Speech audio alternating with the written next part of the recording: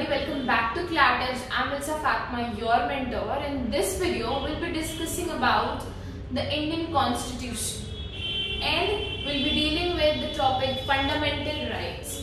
The Constitution of India is a supreme document. No other body is bigger than the Indian Constitution. Our Constitution is supreme. It is the lengthiest constitution of the world. So when we talk about Constitution, Part 3 of the Indian Constitution, it's the heart of the Constitution. It is the most important part. That is fundamental right. From Article 12 to 32, we'll be studying about the fundamental right. So what are fundamental rights? Fundamental rights are basic rights which are guaranteed to each and every citizen of India. It's an obligation over the state to provide fundamental rights to each and every citizen. So when we talk about fundamental rights, we have 6 fundamental rights in total. We have the right to equality, we have the right to freedom, we have the right against exploitation, we have the right to life, we have the religious and cultural right, and we have the right to constitutional remedies.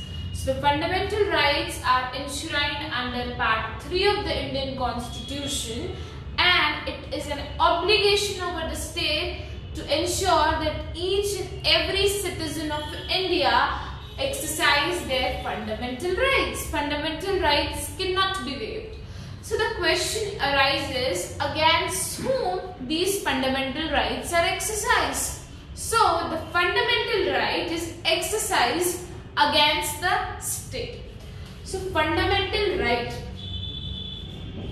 is exercised against the state. It is under Part 3 of the Indian Constitution.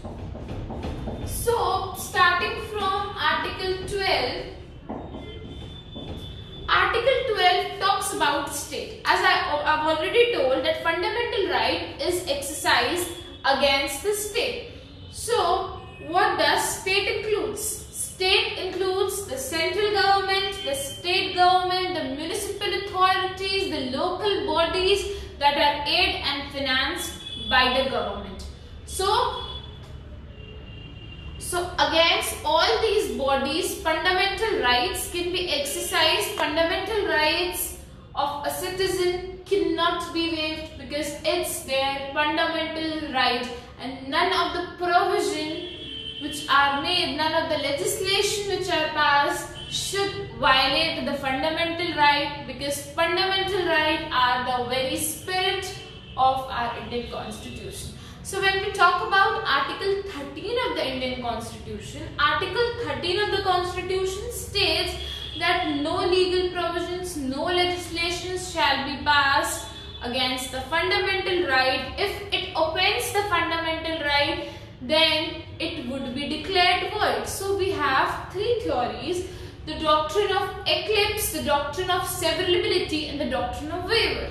So when we talk about the doctrine of eclipse, it states that if any part or any provision offends the fundamental right, then that particular part is overshadowed from the rest part till the time that particular thing violates the fundamental right.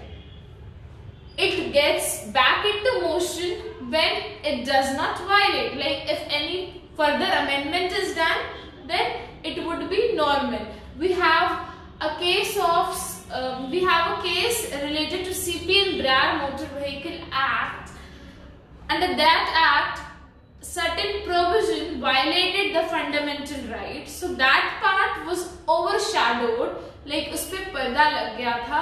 And after the amendment, when amendment took place, when the time it was seen that that particular part is no longer violating the fundamental right, it was active again, it was under enforce again. It was in the case of Bikaji versus Union of India. So when we talk about doctrine of severability, the part which is unconstitutional, which is against the fundamental right, is separated from the rest part. Like suppose in RTI particular provision is violating the fundamental right. So that part is separated from the rest of the part. In Preventive Detention Act, if any particular A.K. Gopalan versus State of Madras, it is based on Preventive Detention Act. So if any particular provision, if any particular section is against the part 3 of the Indian Constitution, then that is separated from the rest part. Coming to the next doctrine, we have the doctrine of waiver. Doctrine of waiver obligates the state that the state should ensure that each and every citizen exercise their fundamental rights. Fundamental rights are for the social welfare. These rights cannot be waived. An individual cannot say that I am not going to exercise my fundamental right, because these are their fundamental right, these are for the welfare of the society, and people cannot say that I am not going to exercise my fundamental right. It cannot be waived. So that's all for today's video. We'll be continuing in our next session from Article 14 onwards. Thanks for watching. If you have any queries, do comment in the comment section below, and do not forget to subscribe my channel.